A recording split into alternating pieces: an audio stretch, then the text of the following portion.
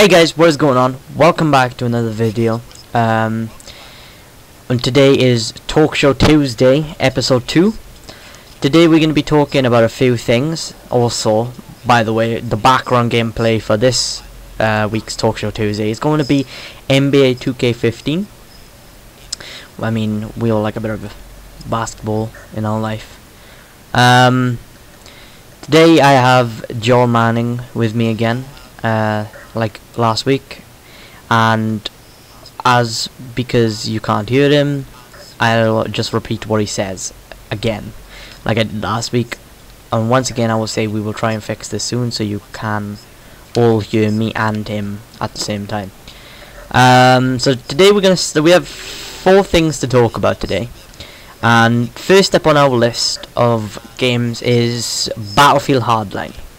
Now, this game, Battlefield, has been a franchise where me and Joel have basically loved for ages and ages and ages. I mean, we've both played Battlefield 3, 4, and I'm planning on getting Battlefield Hardline when Joel gets next gen consoles. He'll probably get a Battlefield Hardline as well.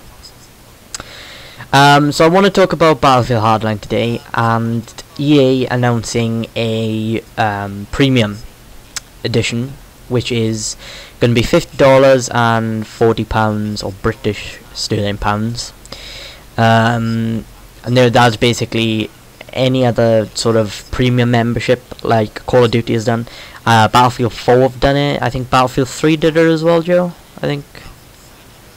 Did Battlefield 3 do premium as well? Yeah, Battlefield 3 done that as well. I think Bad Company 2 may have done it. I can't really remember, but anyway, Hardline, the newest member of the Battlefield family, which comes out on March the 17th for the US. I think it comes out March 20th for the UK. I'm actually not quite sure. With the Battlefield Premium, it is a separate separate price, so you do have to pay an extra £40 for the DLC, which gives you all 4 map packs, and it gives you like 4 additional in-game features that I will get to in a couple of seconds. But first up, I want to talk about whether games should be doing this, whether it is a good price to do it at £40, whether it is too expensive, as well as paying $60 and £50 for the game on its own, whether paying an extra £40 for only 4 DLCs is worth it. And no, as Joel said, it doesn't really change much. I mean, DLCs over the last couple of years have gotten somewhat the same as always.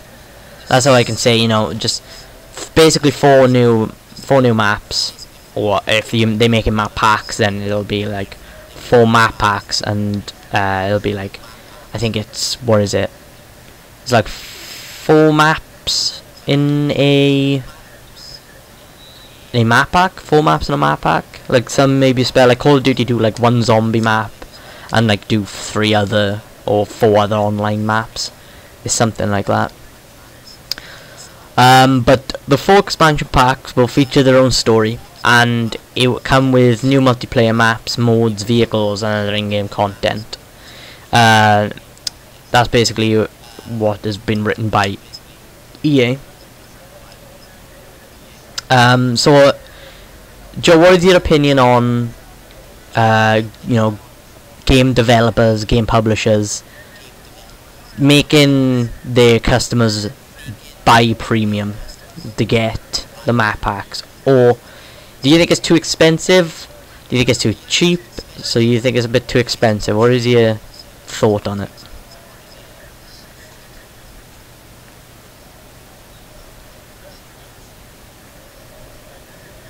Mhm. Mhm. Mhm. Mhm. Mhm.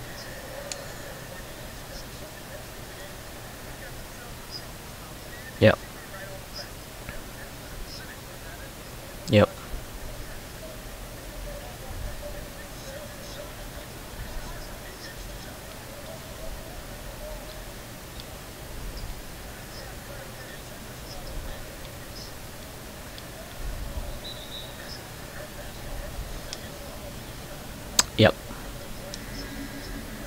Yeah.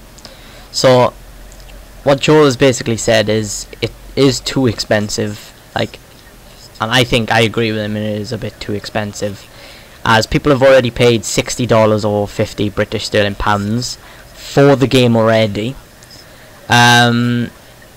You know, it's kind of, it's whether it's, you know, if you're rich, you know, go ahead, buy it. You know, it'd be worth your money if you're rich. Joel said, if you're on a minimum wage, it's not the type of thing where you should be buying, because it is a waste of money. It's a very big waste of money, paying an extra £40 or $50 for 4 map packs and a couple of in-game features. You know, it's... Yep. Yep. Yep. Yep. Yep.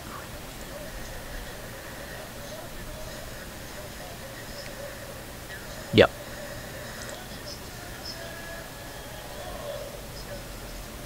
Yep. Yeah, so basically what Joel's also said again is you're basically paying another £40 for a game that's gonna last a year, and then Battlefield 5 will come out, and then you'll completely forget about Battlefield Hardline and all of its map packs, and basically it's a waste of money, because another premium will come out for Battlefield 5. You'll buy it again. You know, that's another 80 quid for that's like 80 quid for 2 premiums. It's just it's absolute terrible, and I would not buy it. I think I'd buy it if it was £25. £25 is a good price, and I think that is what it should be at. £25, maybe £30, because £40 is the price of the full game.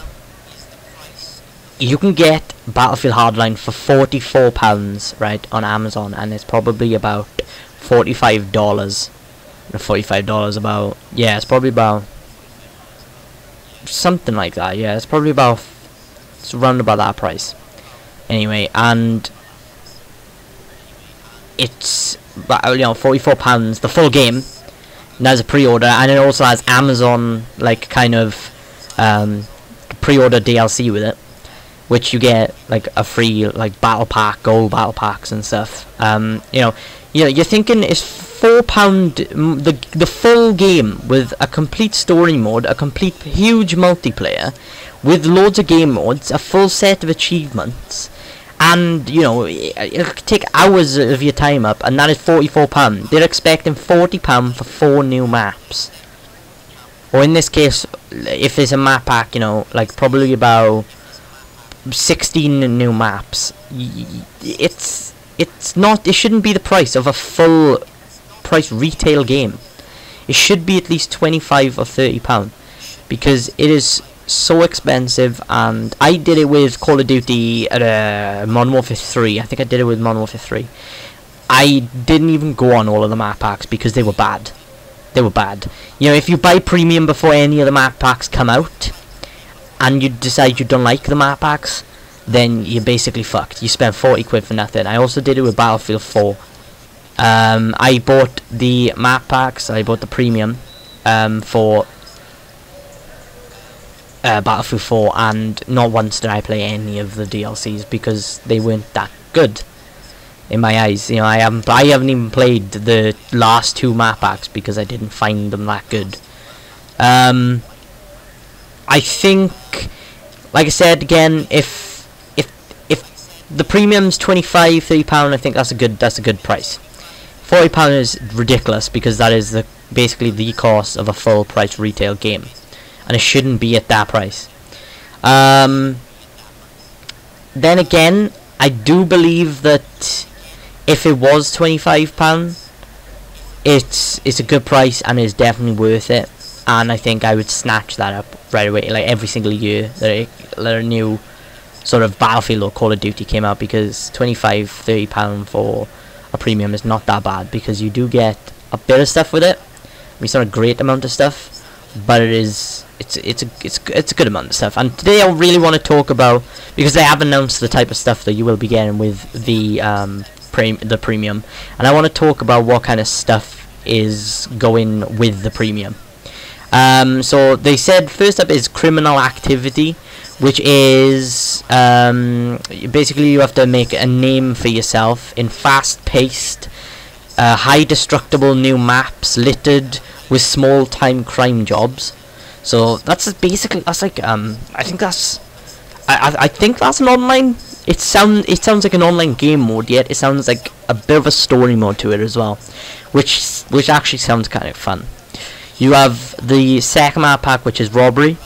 It will be, but you have to take down the opposition head on and progress through key locations with major cinematic of action. That is also available summer 2015. Getaway is a frantic high-speed chase that immerses players deeper in the heist.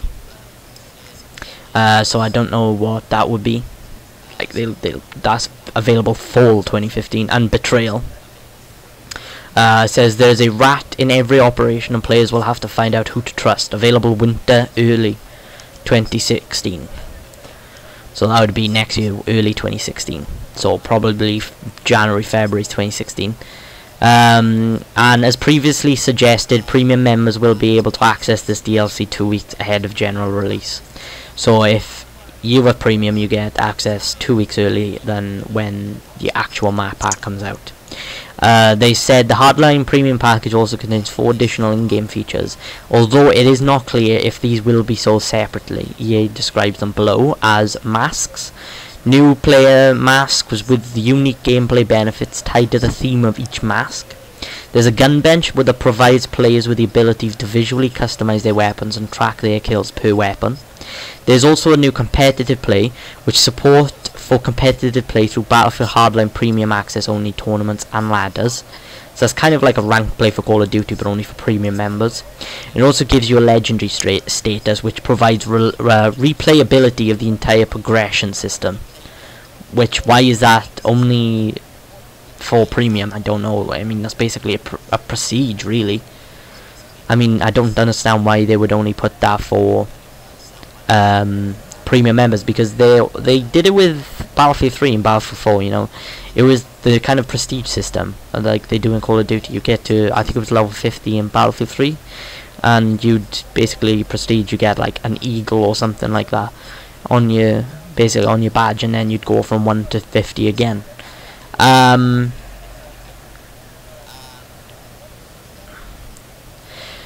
so Joel says he doesn't really think that Battlefield should have a prestige system. I actually agree, because it's, I don't know, it's not the type of game that should have a prestige system. Yep. And as Joel has said, every FPS should be different in their own unique way, and there are a lot of games that are having this prestige system now, and it is starting to become a little annoying for bigger, because Battlefield shouldn't really have a prestige system in it. It should definitely be skill based, like Joel just said to me here. I just feel like it shouldn't have a prestige system. There are also other additions to premium, including 12 gold battle packs, additional personalization options including gun camos and ammo skins, access to double XP and priority position in server queues. I hate that. I hate priority position in server queues, because if you're waiting in a queue and you want to go into a match with your friends, and this game mode is, or this type of server is packed full and nobody is leaving because it's a really good server, and your friend just managed to get in and you're wanting to get in with them and nobody's leaving, suddenly a guy leaves and there is, you are on position 1 of 1, no, position 1 of 2, because there is you and another guy in there. He will automatically get put into the server instead of you, because he has server priority, because he is premium. I find that ridiculous. They're basically telling you to spend your money on their premium so you can get into the service faster, and it is ridiculous. I hate it so much. So we says the Battlefield Hardline release falls on March 17th. more than 7 million people played the game's early beta in February. That's what EA has said. I personally myself played it, and also one of my other friends did, which was James, which I also played with him in Call of Duty last week. Launch platforms include PC, PS3, PS4, Xbox 360 and Xbox One. Those who want to play the title on Xbox One can preload the game now, which is basically, I think it's the EA Access, which allows people to do it, go into it early. So it says, yeah, meanwhile, EA Access members on Xbox One can start playing Hardline on March the 12th, though this pre-release play period is limited to 10 total game hours. Once again, this week I'll link all of the reviews that I've been looking at in the video. They'll be in the description. Right, so second game I want to talk about is the newly released Scream Ride, which is made by Frontier Developments. The publishers are Microsoft Studios, so it is a Microsoft game. It is on Xbox 360 and Xbox One. It came out today, which is March the 3rd, and it also comes out in March the 6th for Europe. It is a construction simulation / puzzle game, and there is only single player. There's no co-op, no multiplayer, nothing like that. So this game, the setting of this game is set in the future, where a number of thrill seekers are employed by a corporation called Screamworks to experience a variety of extreme roller coasters and rides for the future of human and for science. So the game was announced at the Gamescom 2014 during the Microsoft press conference, and I watched it myself. The release date was announced on November 14th, 2014. A demo of the game was also released for the Xbox 360 and Xbox One on February the 17th. I have not played it. I don't want to play it because, personally, I don't think it looks that good. There has been a lot of review scores, and I will tell you the review scores right now, and they are pretty good review scores. Every single person has given them quite good review scores except from one person. So Destructoid has given them a 7 out of 10, Game Informer give them a 6.5 out of 10, Game Revolution give them a 9.5 out of 10, Games Radar give them a 2.5 out of 5, which is quite good. It's about, it's half, 50-50 they think the game is. GameSpot give them a 7 out of 10, IGN an 8 out of 10, OXM, which is the official Xbox magazine, give them a 6 out of 10. Polygon give them an 8 out of 10. Metro give them a 6 out of 10. And Gaming Nexus, also give them a 9.5 out of 10. I mean, they've been good reviews. I just don't think this game is my type of game. I like simulation games. It's taken an aspect out of Roller Coaster Tycoon, which you build your own roller coasters and you build your own theme park. Really, that's what it is all about. But this is also a puzzle game where you have to basically, it features more than 50 levels and 3 gameplay modes: Engineer, Scream Rider, and Demolition Expert. So in the Engineering mode, players are tasked to solve development puzzle for roller coaster and thrill rides to meet certain conditions with limited resources. In the Scream Rider mode, people can ride and take control of the coasters with an aim of keeping riders from falling off the coaster. In the Demolition Expert mode, players are tasked with demolishing environments and objects to meet various conditions in order to gain points by throwing cabins with people. All parts. So basically, I mean cabins by the little bowl that you're in. Players, like the little animated guys, are in a bowl, like a hamster bowl, and you basically throw them at buildings and destroy everything. I mean, if you're a maniac and you're like destroying shit, then this game is for you. Yeah, it's definitely, Joel has said it sounds like a, one of those games. It's weird. Like all parts of the roller coaster are destructible. Removing any single part will naturally cause derailment of the coasters. Destroying the coaster will also lead to the destruction of buildings. Well-placed coaster destruction could lead to explosion, chain reaction, and the collapse of a skyscraper. There is also a sandbox mode which allows players to build courses with extreme designs with props, ride pieces and modular scenery. Players can create courses, amusements and environments from the ground up. Although the game does not feature multiplayer features and online leaderboard, players can also take the control of courses shared and created by other players through Xbox Live, Xbox One only. They can also race with others to ride a course as fast as possible and gain Scream rating through the process. So a Scream ride has been regarded by some reviewers as a spiritual successor to Roller Coaster Tycoon. That's what I said. It takes a lot of aspects out of Roller Coaster Tycoon. So Scream Ride received mixed to positive reviews from critics, with praise particularly directed to the game's fun element, gameplay, destruction, theme and puzzle design, while receiving criticism regarding the game's difficulty, technical issues and presentation. It received a score of 74.18% on GameRankings based on 22 reviews, and 71 out of 100 on Metacritic based on 28 reviews. Writing for Game Revolution, Nick Tan gave the game a 4.5 out of 5, praising the game's futuristic theme, rich content, high replayability, addictive gameplay, accessible course building, flexible sandbox mode which allows players to fully utilize their creativity, as well as the level sharing which adds free content to the game. He also praised the game for capturing and delivering the fun factor that many other modern games lack of, as well as the 3 game modes which he stated they all fit together and challenge your game prowess from multiple angles and directions. He summarized the review by saying that Scream Ride is surprisingly remarkable Xbox exclusive. It's truly a game that's greater than the sum of its parts, and yet every part is crafted with care and a sense of excitement. Writing for IGN, Miranda Sanchez praised the 3 distinct game modes: satisfying destruction and explosion, strategic, tactical and rewarding gameplay, relaxing soundtrack, as well as the control in the engineer mode, which she stated simple yet complex enough to build intricate coasters. However, she criticized the frustrating difficulty spike in the career mode and occasional camera frame rate issues.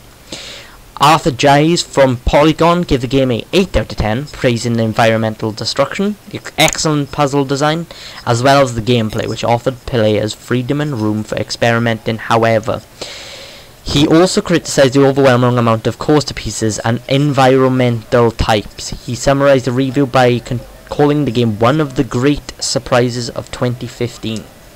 Now, once again, this game to me, it's not the type of game that I want to play.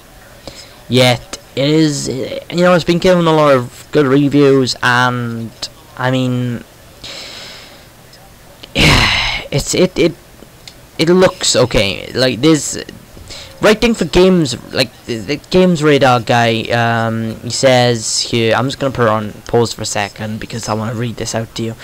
Writing for Games Radar, David Robert gave the game a 2.5 out of 5, criticizing its boring scenarios, dull presentation, unconnected, isolated and compartmentalized game modes. He stated that Scream Ride suffers from an identity crisis, and whether it tries to focus on anything that isn't roller coaster creation, it falls apart.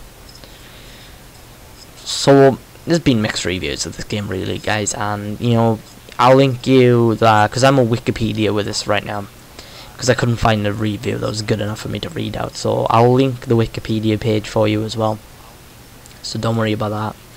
The next game I really want to talk about is Forza Horizon 2 presents Fast and Furious. So they have announced a partnership with basically the Fast and Furious franchise, which is a movie franchise that we've all just grown to love, because it is such a good franchise. It's all about cars, racing. Over the years it's become more than just racing in cars. They do heists in like Brazil, in Rio. It's really somewhat entertaining, yet it's taken the recent movies have taken the booty out of the game, out of the movie, sorry. Like the movie used to be just car racing, and that was what Fast and Furious was all about. Yet they've gone to this place where heists and all of this stuff comes into play, and they're basically being hunted down by the police or FBI and stuff like that. I mean, which is okay. I love the movies, even though they have changed over the years. So Forza Horizon 2 have announced a partnership with Fast and the Furious franchise. They are going to be making like a DLC for the game, which will be like a couple of missions to do with the movie, and they have said that, and there will be cars from the movie as well. So like Vin Diesel's his muscle car, you know, Paul Walker's amazing car. It was just fantastically amazing, that car is. Basically, in Forza Horizon 2 presents Fast and Furious, you'll be recruited by Fast and Furious expert mechanic Tej Parker, voiced by Chris Ludacris Bridges, to source cars for the Fast and Furious crew's next big mission. You'll take part in a series of thrilling car challenges set in the idyllic south of France and inspired by both Fast and Furious movies and Forza's awesome pulse-pounding gameplay. I don't like Forza. I really don't like Forza. If Forza is a game that I think is, over the years, has started just repeating itself, and I don't find anything interesting about the game whatsoever. It lacks creativity now because they've done it so many times. They're just using the same mechanics over and over again. You know, maybe there's been good ratings for Forza Horizon 2. Forza Horizon 1 was absolutely terrible. Everybody knows that. But you know, I still can't go be the fact that every single year for Forza Horizon 2 it is the same. For Forza Horizon 2, for Forza is the same every single year, and I'm pretty sure everybody knows that by now, and I'm pretty sure the developers know that they are repeating themselves in certain aspects of the game. You know, there's not really much I could talk about this sort of game, because it's only an add-on pack. You know what I mean? I mean, there's nothing really they've said anything exciting about it. You know, it's a couple of missions from Fast and the Furious. You'll have cars from Fast and the Furious. You know, it'll be, it'll probably be quite good for the people who like the Fast and Furious films and the Forza game. It costs $10, which will probably be about £5 or £7 for British pounds, which is British sterling. So it looks alright. I guess I don't think they've made any trailers or anything yet for it.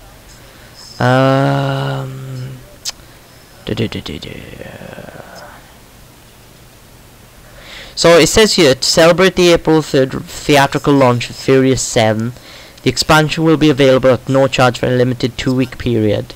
Players can download the expansion on Xbox One or Xbox 360 at no charge from March 27th through April 10th.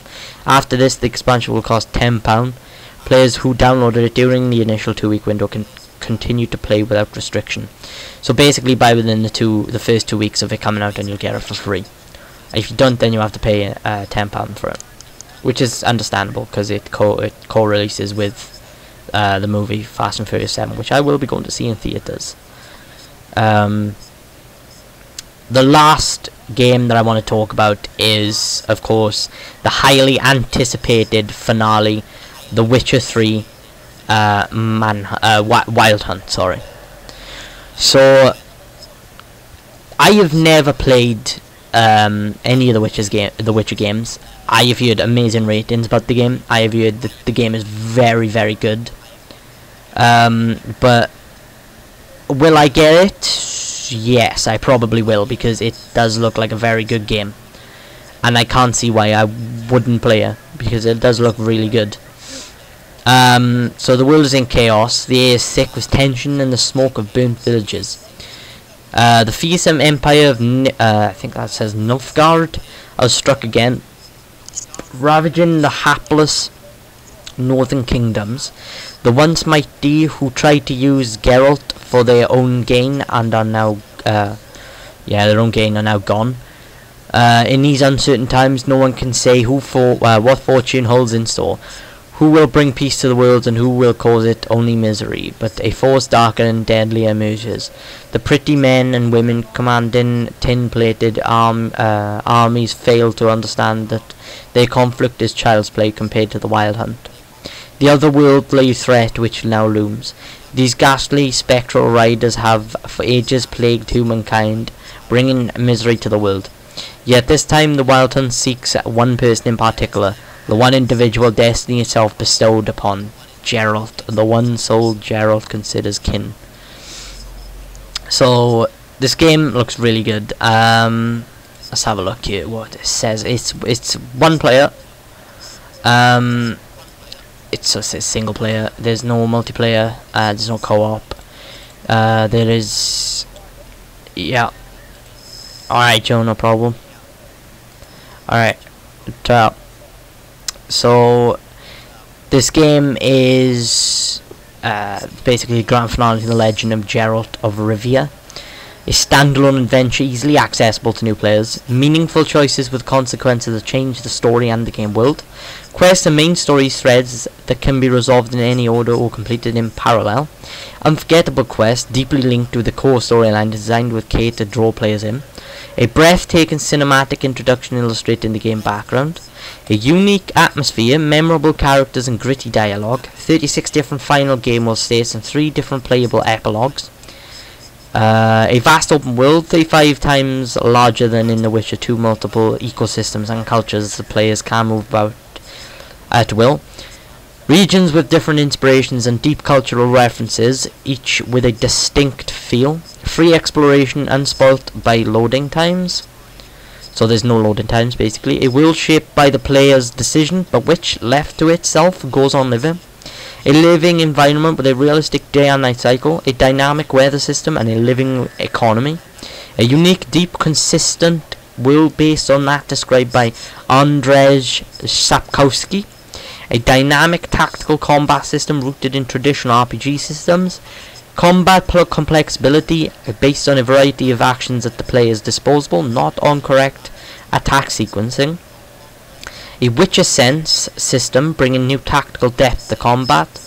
Monsters, each with their own lore, posing unique hunting challenges and responding to changes in the environment. A tutorial is built into the game, allowing players to dive into the world of The Witcher with ease. Involving investigations and rewarding hunts through the Witcher Senses mechanic. A completely rewritten RPG mechanic allowing players to see the influence of statistics on gameplay. An expanded sign casting system, each of the 5 signs has 2 different modes of use, creating even more possibilities in combat and challenging players to use magic in creative ways.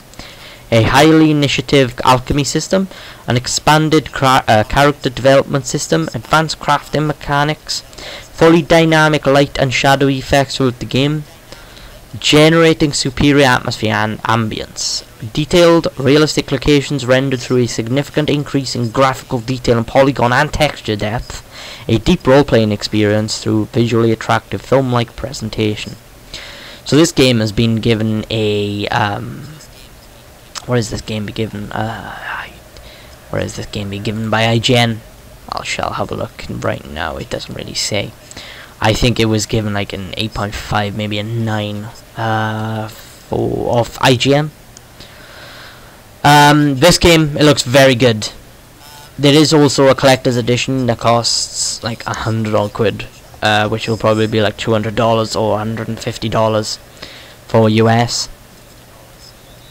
Basically, if you played the Witcher games before, you're going to want to play this one because it is going to be the best one yet. That is what everyone is saying. Obviously, it's an RPG, which means a role-playing game. And I love role-playing games. If you like Dragon Age, all of those type of games, then you're going to want to play this game. There's also, like, people are also doing a type of series on YouTube that basically shows you what is happening in the last 2 Witcher games, so you can basically play Witcher 3 without being confused by any of the storylines. There's a big variety of creatures, locations in this game. I mean, it's huge. It's fucking huge. That's basically what I'll say about it. It's $60 on Amazon, which will probably be about 50 or £45 for British sterling. So that is good. I mean, will I get it? Yeah, I will get it, because although I've never played any of the Witcher games, I will be definitely looking on this YouTube series about what's been going on in the last the last 2 games up until now, so I can have a good clear look at number 3 and see if I do actually want to get it and see what it's all about. So the release date is May 19th. There has been a lot of frustration about it was supposed to come out in like February 2015, but it was delayed for unfortunate reasons, to do with bugs and glitches and all that type of usual shit that goes on in game delays. That's normally what the delays are all about. Next week, I believe, which actually comes out in that day, which will be the 3rd episode of Talk Show Tuesday, will be the release of GTA 5 Heist. Finally, after like a year and a half of waiting, we are finally going to get to actually play Heists. So next week I will be doing a video on Talk Show Tuesday on Heist, and I will be doing also a gameplay let's play on the Heist as well that day. So I'll have I like a cheeky little let's play on that day as well, as although it is not listed, but I will be in my routine. It's not listed that I put let's plays out on that day. I will be doing it, however, next Tuesday, just to show you all what it's like. So that is going to be the end of this week's Talk Show Tuesday. I hope you guys have enjoyed. Next week we'll have lots more new games to talk about, containing stuff like Grand Theft Auto Heists. We'll have a quick let's play on it. We'll show you what that's all about. I'll give you the details and everything on how much this download is. To be honest, I'll give you a quick cheeky sneak peek now. It is going to be $0 because it is a free download. They're going to put it in because it was supposed to be in release, but it was delayed, and then it was till February, and it was delayed again. It's all this fucking delays. We'll also talk about Grand Theft Auto on PC next week as well. I can't really think of anything else to talk about right now, about what will be coming up next week. I may look back at a few games next week, if there is nothing to talk about, sorry. So I hope you guys have enjoyed, and I hope you will come back next time, where we will continue to talk about games and talk about films. I will start integrating films into this show, because there is not just a gaming talk show. It is going to be games, movies, and all of that stuff. So I hope you guys have enjoyed, and I hope to see you next time. Peace!